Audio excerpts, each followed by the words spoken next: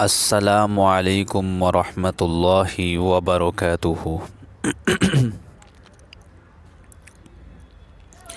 نحمدہ ونصلی علی رسولہ الکریم۔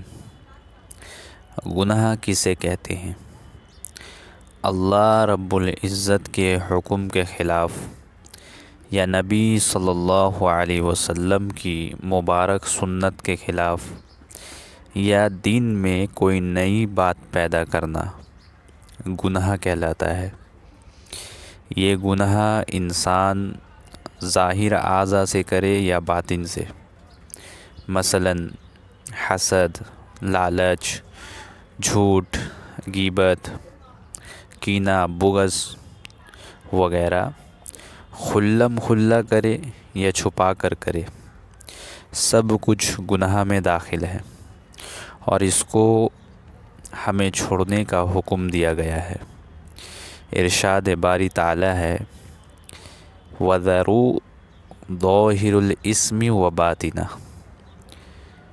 باطنی اور ظاہری دونوں قسم کے گناہ کو چھوڑ دو۔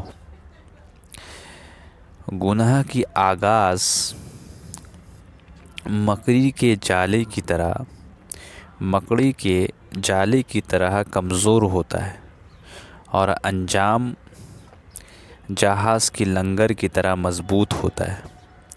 شروع میں تو انسان سمجھتا ہے کہ ایک دو بار کر کے گناہ پھر چھوڑ دوں گا، مگر آج کل کرتے کرتے گناہ کی عادت اتنی پختہ ہو جاتی ہے کہ بعد میں چھوڑنا مشکل ہو جاتا ہے۔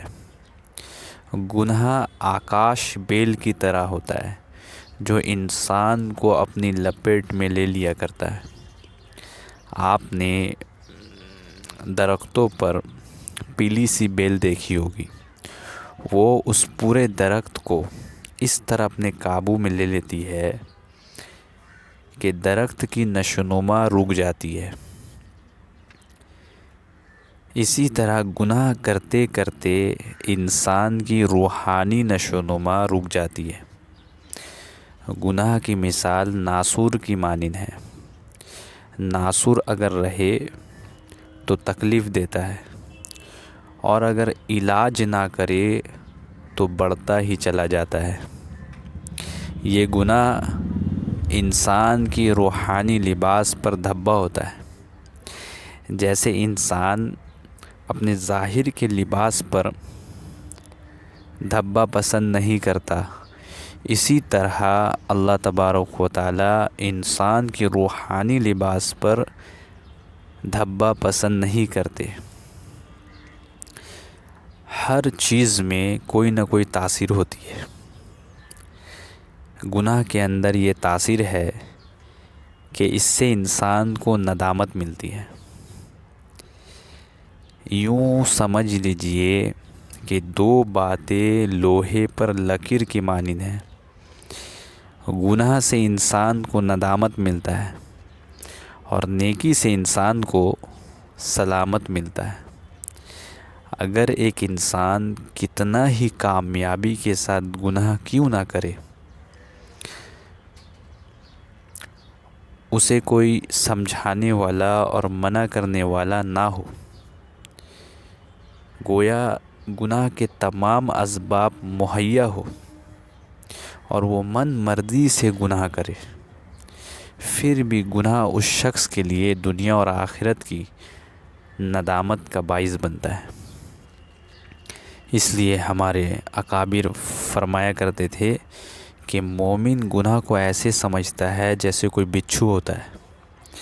آپ دیکھتے ہیں کہ بچھو چھوٹا ہو یا بڑا، ہر کوئی اسے دیکھ کر ڈر جاتا ہے۔ آپ نے کبھی کسی ایسے آدمی کو نہیں دیکھا ہوگا جو اپنے ہاتھ میں بچھو کو پکڑنے کی کوشش کر رہا ہو، اس لیے کہ بچھو چھوٹا ہو یا بڑا اس میں زہر ہوتا ہے۔ اسی طرح گناہ چھوٹا ہو یا بڑا، بہرحال اس میں ندامت ہوتی ہے۔ ہمارے مشائخ کے نزدیک گناہ انگارے کے مانند ہے۔ انگارہ چھوٹا ہو یا بڑا ہو،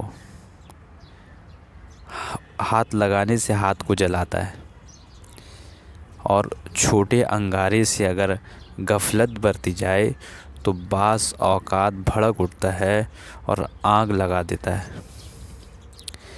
اسی لیے حضرت عبداللہ بن عباس رضی اللہ عنہ فرمایا کرتے تھے، کل ما نہی اللہ عنہ کبیرہ،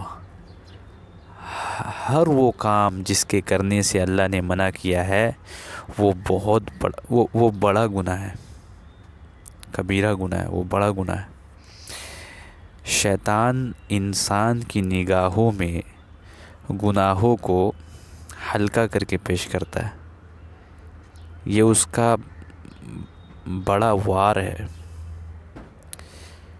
گناہ کے بارے میں وہ دل میں یہ خیال ڈالتا ہے، یہ گناہ تو اکثر لوگ کرتے ہی رہتے ہیں، یہ تو ہو ہی جاتا ہے، اس سے بچنا تو بہت مشکل ہے۔ شیطان انسان کی نگاہوں میں گناہوں کو اس لیے چھوٹا کر کے پیش کرتا ہے تاکہ وہ گناہ کرتا ہی رہے۔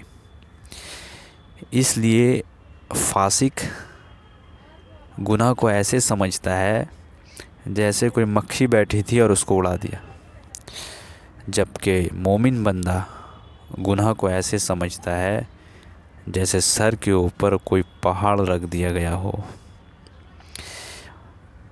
بلکہ کئی مرتبہ تو شیطان گناہوں کو خوبصورت بنا کر، مزین کر کے، سجا کے پیش کرتا ہے۔ چنانچہ فرمایا، وَقَعَيَّزْنَ لَهُمْ قُرَنَاءَ مَا بَيْنَ فَزَيَّنُوا لَهُمْ مَا بَيْنَ أَيْدِيهِمْ وَمَا خَلْفَهُمْ وَحَقَّ عَلَيْهِمُ الْقَوْلُ فِي أُمَمٍ قَدْ خَلَتْ مِنْ قَبْلِهِمْ مِنَ الْجِنِّ وَالْإِنسِ إِنَّهُمْ كَانُوا خَاسِرِينَ، اور ہم نے دنیا میں ان پر کچھ ساتھی مسلط کر دیے جنہوں نے ان کے آگے اور پیچھے کے سارے کاموں کو خوشنما بنا دیا، خوبصورت بنا دیا، اور جو دوسرے جنات اور انسان پہلے گزر چکے ہیں ان کے ساتھ مل کر ان پر بھی عذاب کی بات سچی ہوئی۔ یقیناً وہ سب خسارے اٹھانے والوں میں ہے۔ اللہ تعالی ہم سب کو گناہ سے بچنے کی توفیق عطا فرمائے۔